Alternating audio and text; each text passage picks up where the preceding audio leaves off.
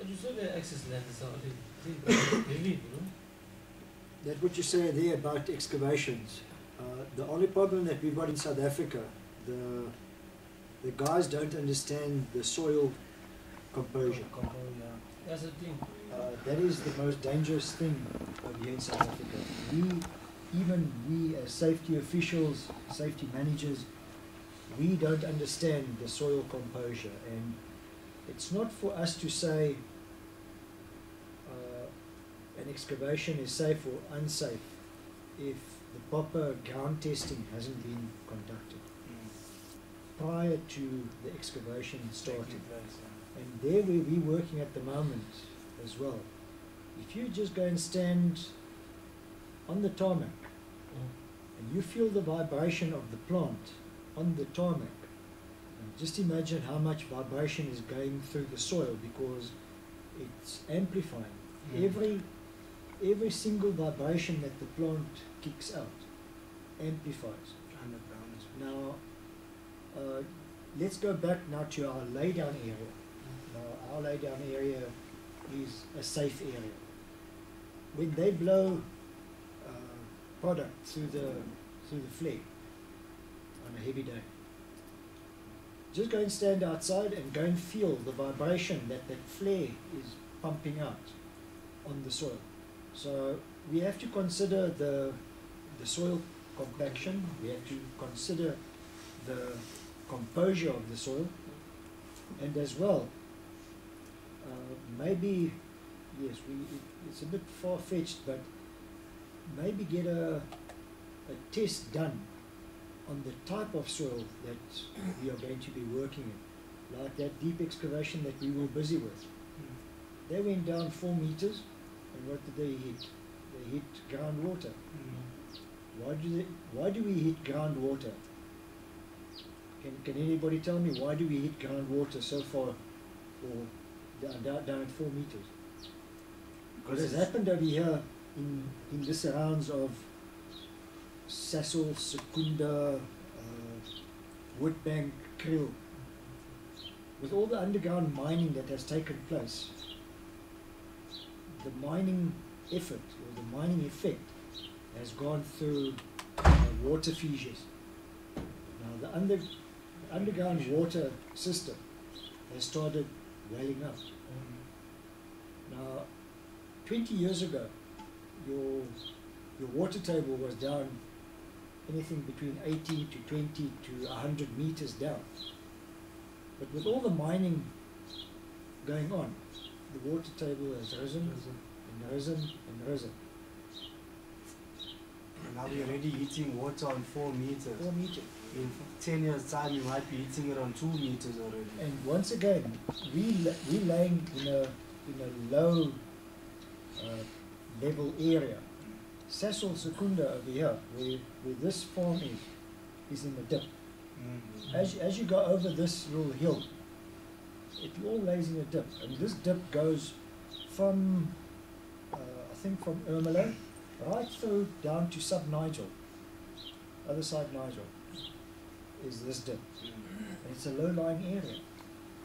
Now all the water basically converges in the low-lying areas into one area, because it's lower lying than the other areas. That's it. And the type of soil that we've got over here is turf soil, which is soft soil. You can ask bricks. The type of soil that we're digging up over here, there's no compaction. You know, even by Mother Nature, there's no actual compaction of the soil itself. That's why it gets more and more dangerous as we progress. And I think it would be beneficial if the guys maybe attend a training course given by a geologist or something like that, just to get that knowledge of what type of soil are we looking at. Because he doesn't know, I don't know.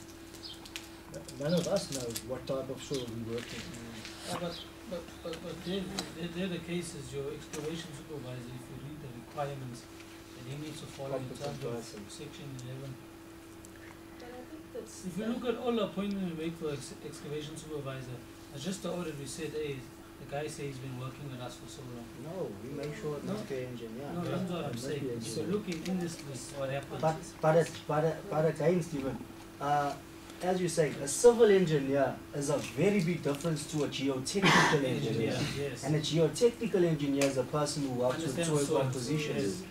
And they the people that will tell you, right, that angle of repose must not be only at a 45, you must make it at a 35 or 20 because of the soil composition you're working with.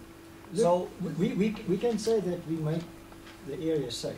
yeah, We put battering and we shoring and butter it up and we prop it and we make it safe, or as far as practicable, that it's made safe for the guys to go and work in there. But ultimately, once that soil starts brittling down, you can't do much about it. We must also look at what's happening there at Unit 23 now, with all that excavation that's been taking place. We're bringing those big trucks with huge loads, and we don't know what the soil compaction is there. well, And that truck might just go close to the edge. What's going to happen? it could collapse. It's also like we should educate people on this, what Max is.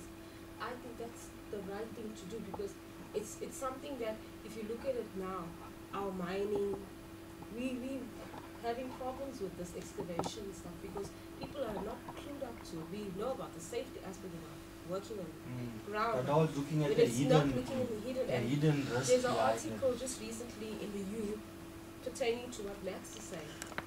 Johannesburg, the Standard Bank in the city, is actually, the water is actually rising beneath, and they don't know what to do, and they're trying their best to Pump it sort out. this problem out. But if we now look at it, like look at the environment, now we're going, we being educated. We once upon a time we weren't educated. So this is new. So we can't take it and just throw it under and say, oh, we leave it to that guy to do it. So For the us, next generation, it we might be can too do late. it now. It's So too the late next already. generation As will we never just go speak now, deep. They will first look into it. That even a safety officer will say, look, this type of soil, this and this and this is what happens. So the risk assessment that we're gonna, we're not clueless. We're not leaving it to that guy on the top there to do it. in Springs, just as you come from Devon, you head into Springs, you get that the sewage farm on your right hand side. Now, just about 2 kilometers before the sewage farm, there's a stream. I don't know if you've seen that. It's a wetland area. Now that wetland area was the A dry effect land. of underground gold mining in that area. Now they've closed that mine down. It used to be Daggafontein. Now that mine has been that mine has been closed now for something like 20 years. That they don't mine there anymore. But the underground water bubbling up from underneath is immense, and it's all contaminated water. Okay, that's going into that wetland. Now, in the summer, when you've got the summer rains, that whole area floods because that wetland Can't take the water. can't take the amount of water coming from the bottom and from the top. Yeah.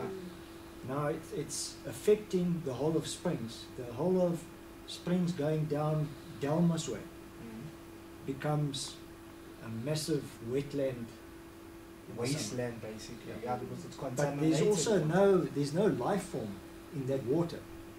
So it's dead. contaminated. It's Yeah. contaminated from all the underground cyanides workings, and whatever cyanides else and all yeah, this stuff. all the ammonias, Now, the different metals, As I said now before, citrates.